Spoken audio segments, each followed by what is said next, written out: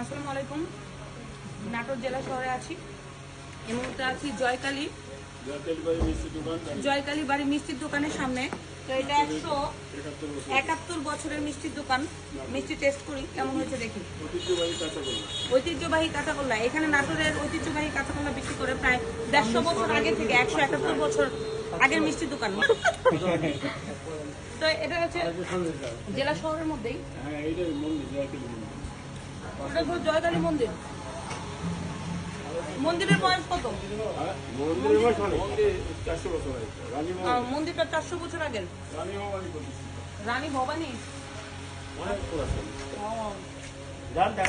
চল মন্দিরটা দেখে আসছি। এই যে জয়কালী মিষ্টির দোকানের সামনে এই মন্দিরটা। মন্দিরে আসলাম তো মন্দিরে এটা হচ্ছে বাবা ভোলানাথের মন্দির। বাবা আপনি তো চিনেন? হ্যাঁ, আমি চিনি বলতে টিভি দেখতে তো অভ্যস্ত হয়ে গেছি। এটা হচ্ছে কি মন্দির?